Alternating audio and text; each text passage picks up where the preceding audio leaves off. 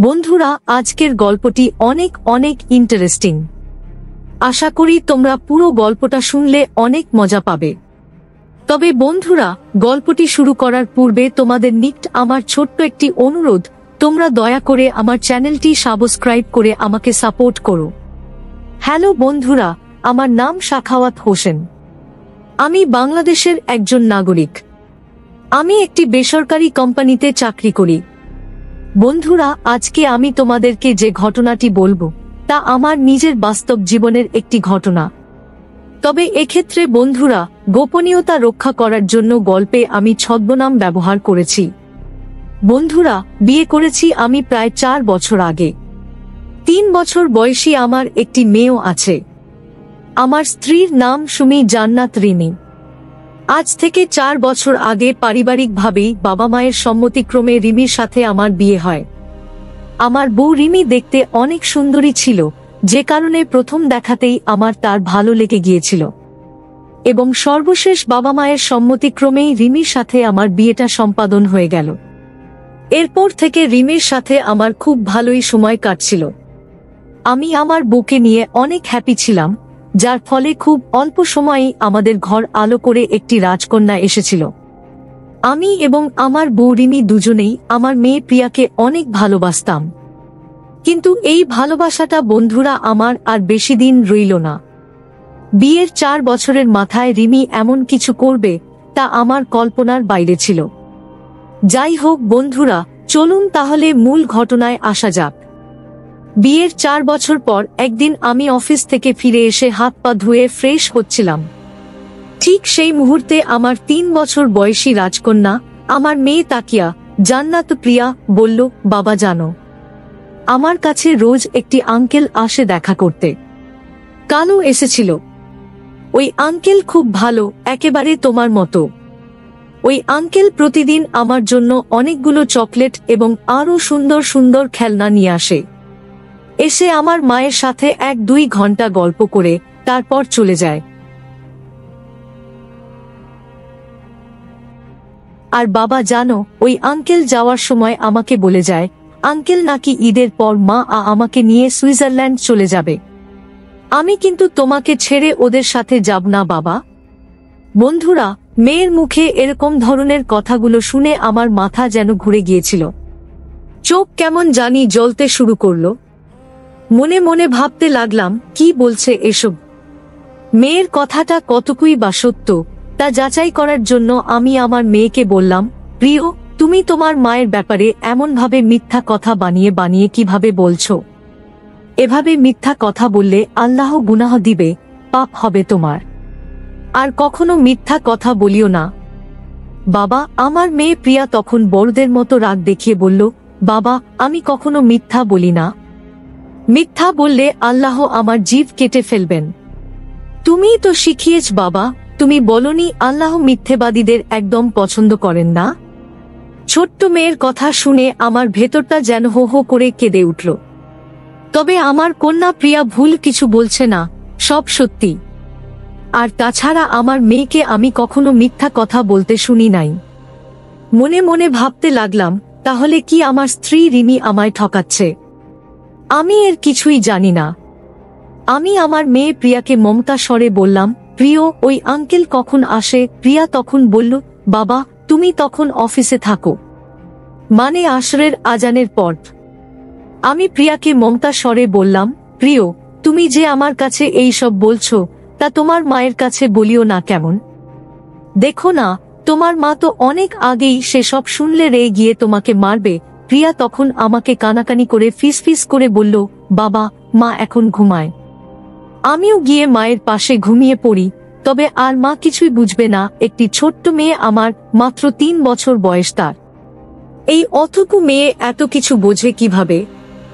এমন একটি লক্ষ্মী মেয়েকে রেখে কিভাবে আমার বউ সুমি জান্নাত রিমি এই রকম কিছু করে, তা আমার মাথায় আসে না। আর তাছাড়া আমি আমার বউকে তো প্রচন্ড বিশ্বাস করতাম। তবে কি আমি এতদিন ভুলের মধ্যে ছিলাম? এসব ভাবতে ভাবতে মনটা খারাপ হয়ে গেল। মনের অজান্তে আমার চোখের কোণ বেয়ে জল পড়ছিল। আমি তবু কান্নাকে প্রশ্রয় দিই না। পুরুষ মানুষের প্রকাশ্যে কখনো কাঁদতে নেই। পরের দিন সকালে ঘুম থেকে উঠে মেয়ের কথাগুলো ভাবতে লাগলাম, আর মনে মনে ভাবলাম আমার মেয়ে কি সত্যি বলছে নাকি মিথ্যা বলছে, তা আমি আজকে যে করেই হোক যাচাই করব। সকালে ফ্রেশ হয়ে খাওয়া দাওয়া করে অফিসের উদ্দেশ্যে রওনা দিলাম, কিন্তু অফিসে যেতেই মন চাচ্ছিল না। তারপর অফিসে গেলাম, কিন্তু বেলা 2টার দিকে অফিস থেকে ছুটি নিয়ে চলে আসলাম। সকালে উঠে রিমির সাথে খুব বেশি কথাবার্তা হয় নাই। সকালে অফিসে আসার সময় রিমিকে দেখে এসেছিলাম অসুস্থতার ভান করে শুয়ে রয়েছে, কিন্তু আদৌ সে অসুস্থ কিনা তা আমি যাচাই করতে যাই নাই। তো যাই হোক বন্ধুরা, অফিস থেকে দুপুর 2টায় ছুটি নিয়ে এসে সরাসরি বাসায় যাইনি। আমার বাসার সামনের চায়ের স্টলের কোনো এক জায়গায় এমনভাবে বসেছিলাম যাতে আমার বাসায় কেউ আসলে তা আমি পরিষ্কার বুঝতে পারি। উদ্দেশ্য ছিল একটাই, আমার মেয়ের কথা সত্য না মিথ্যা তা যাচাই করা। আর মনে মনে ভাবলাম, যদি মেয়ের কথা সত্য হয়ে থাকে তাহলে কি বা আমার বাসায় আসে তা আমাকে জানতে হবে।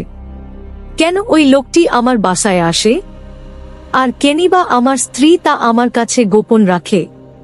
বন্ধুরা, রিমির সাথে আমার বিয়ে হয়েছে 4 বছর। ইদানিং সে যে আচরণগুলো করছে তা ইতিপূর্বে কোনোদিন করে নাই।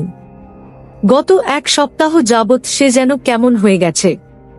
সেদিন রাতে হঠাৎ তার কাছে কোনো কিছু চাইলে তাতে আপত্তি করে। এর আগে কখনো এমন হয়নি।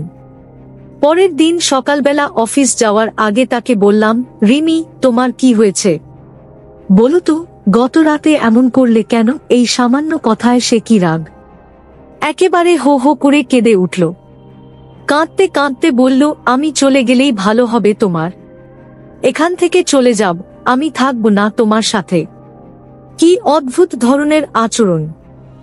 সত্যি বলতে আমি কিছুই বুঝতে পারছিলাম না। শুধু চিন্তা করছিলাম, ভাবছিলাম কেন এমন করছে সে। আজ সকালে প্রিয়া যখন আমার সাথে ঘুম থেকে উঠল তখন প্রিয়া নিজেই বলল, বাবা চলো আমরা ছাদে যাই, সকাল দেখব। আমি তখন তাকে ডাকলাম, বললাম, রিমি চলো ছাদে গিয়ে সকাল হয় দেখি। রিমি তখন ঘুম জড়ানো গলায় বলল, আমার শরীর খারাপ লাগছে, তুমি যাও তো প্রিয়াকে নিয়ে। ডিস্টার্ব করো না প্লিজ। আমি আর কথা বাড়ালাম না। তখন প্রিয়াকে নিয়ে সোজা ছাদের উপর উঠে গেলাম। তারপর ছাদে দাঁড়িয়ে সকালের ঠান্ডা হাওয়ায় মনটাকে শান্ত করার চেষ্টা করলাম। তারপর ছাদ থেকে এসে গোসল করে ফ্রেশ হয়ে 9টায় আমার বউ রিমি এখনো ঘুম থেকে উঠে নাই। রিমি আজ উঠবে বলে মনে হয় না। রান্নার কাজ আমাকেই করতে হবে। ভাগ্যিস ইন্টারমিডিয়েটে পড়ার সময় মেসে ছিলাম 2 বছর। তখন মাঝে মধ্যে রান্না করতাম। প্রথমে ডিম ভাজি আর আলু ভর্তা করা শিখেছিলাম, তারপর আস্তে আস্তে সবকিছু শিখে ফেলেছি। ইন্টারমিডিয়েট জীবন শেষ হয়েছে বহু বছর আগে, প্রায় 1-2 বছর। এরপর আর রান্নার ধারে কাছেও যায়নি, যাওয়ার প্রয়োজন পড়েনি। কিন্তু আজ যেতে হচ্ছে। আমি না হয় কোনো রেস্টুরেন্টে গিয়ে খেয়ে ফেলতে পারবো, কিন্তু প্রিয়ার তো খেতে হবে। ওর জন্য স্যুপ করতে হবে।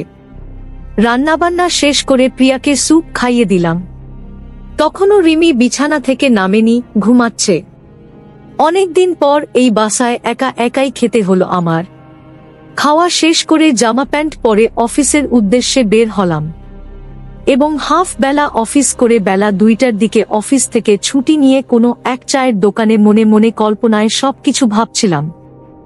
আর এদিকে আসরের আজানের সময় ঘনিয়ে এসেছে। আমি গিয়ে চুপচাপ বসে পড়লাম মনের মতি মিয়ার চায়ের স্টলে। ওখান থেকে স্পষ্ট দেখা যায় আমাদের বাসার সামনের গেট, কেউ ভেতরে ঢুকলেই স্পষ্ট দেখা যাবে। আর তখনই আমি পেছন পেছন যাব, গিয়ে যদি ওদেরকে একসাথে পাই তবে আমি কিছুই বলবো না, শুধু শুনবো। ওই লোকটাকে সুন্দর মতো বল চলে যেতে, তারপর রিমির সাথে কথা বলবো আমি। তাকে শুধু একটি প্রশ্ন জিজ্ঞেস করব, কেন? আমার কি দোষ ছিল? আসরের আজান হয়ে গেছে। আমার শরীর কেমন কাঁপছে, ঘটনা এক্ষুনি ঘটবে বলে মনে হচ্ছে।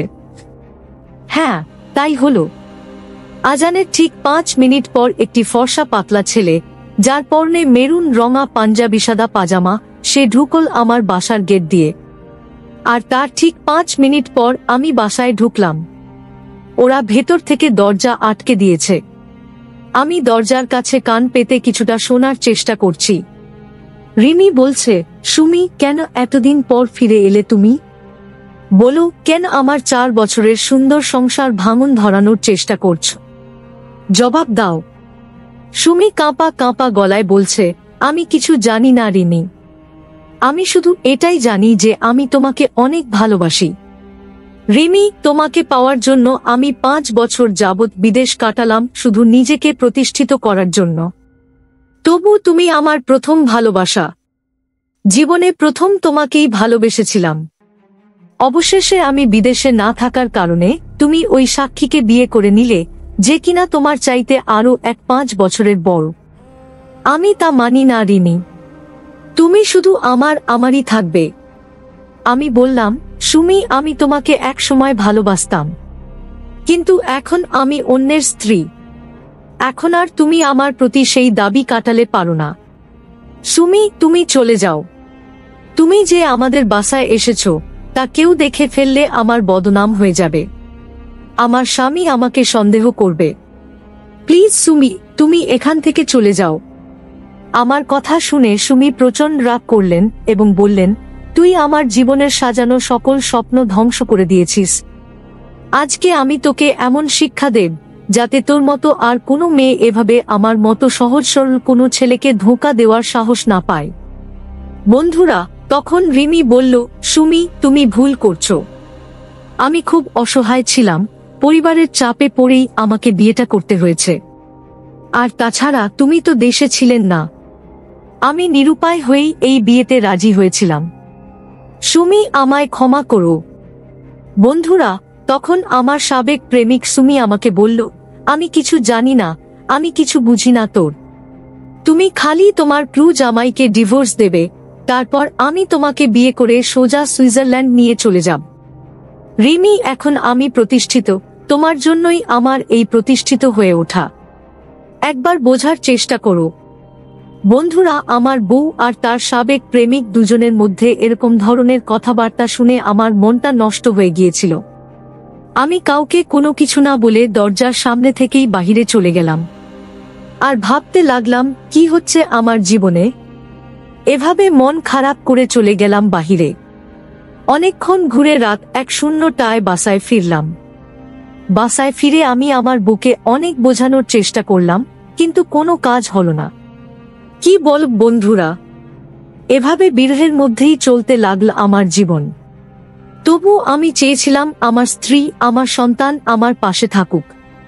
কিন্তু এই ঘটনার পর প্রায় 1 মাস পর আমি আমার স্ত্রীকে খুঁজে পাচ্ছিলাম না। হঠাৎ একদিন রাতে ঘুম থেকে উঠে দেখি আমার স্ত্রী বাসায় নাই। আমার 3 বছরের মেয়েটা মায়ের জন্য কান্নাকাটি করছে।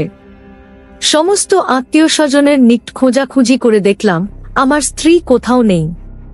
অবশেষে খবর পেলাম সংসারের সমস্ত বাঁধন ছিঁড়ে স্বামী সন্তান সবকিছুর মায়া ত্যাগ করে আমার স্ত্রী তার সাবেক প্রেমিকের টানেই দেশ ছেড়ে স্বপ্নের শহর সুইজারল্যান্ডে চলে গেছে। অনেক কষ্ট পেয়েছিলাম সেদিন। যে কষ্ট বোঝানোর মতো ভাষা আমার নেই, কোনো দিন হবেও না। কিন্তু বড় কষ্ট হয়, বড় মায়া হয় আমার এই ছোট্ট মেয়েটার জন্য, যাকে দেখে আমি আমার মায়ের দুঃখ কষ্ট ভুলে থাকি। তার জন্য আমি আজও দ্বিতীয় কোনো সংসার করি নাই। যেদিন থেকে আমার স্ত্রী চলে গিয়েছে, সেদিন থেকে আমার একমাত্র বেঁচে থাকার অবলম্বন আমার একমাত্র মেয়েটা জান্নাত প্রিয়া। বন্ধুরা, আজকে আমার সেই মেয়ের জন্মদিন। আমার কলিজার টুকরা জন্মদিনে আমি আমার মেয়ের জন্য এই গল্পটা উৎসর্গ করলাম। পরিশেষে বন্ধুরা, আমি তোমাদেরকে একটি কথাই বলতে চাই, জীবন সঙ্গী বাছাই করার ক্ষেত্রে তোমরা অবশ্যই যথেষ্ট সাবধানতা অবলম্বন করবে।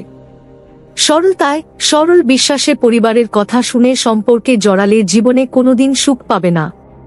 বিনিময়ে শুধু পাবে মানসিক যন্ত্রণা আর লজ্জা, যেমনটি হয়েছিল আমার জীবনে। বন্ধুরা, আজকে এই পর্যন্তই। আবারও আসুক তোমাদের মধ্যে নতুন কোনো ভিডিও নিয়ে। ভিডিওটি যদি তোমাদের ভালো লাগে তাহলে একটি লাইক দাও। প্রতিদিন আমি তোমাদেরকে একটি করে নতুন গল্প উপহার দেব। তাই তোমাদেরকে অনুরোধ করে বলছি, তোমরা যদি এরকম ধরনের ইন্টারেস্টিং গল্প পেতে চাও তাহলে দয়া করে আমার চ্যানেলটি সাবস্ক্রাইব করো। পরিশেষে তোমাদের সকলের সুস্বাস্থ্য কামনা করি। ভিডিওটি দেখার জন্য তোমাদের সকলকে অসংখ্য ধন্যবাদ।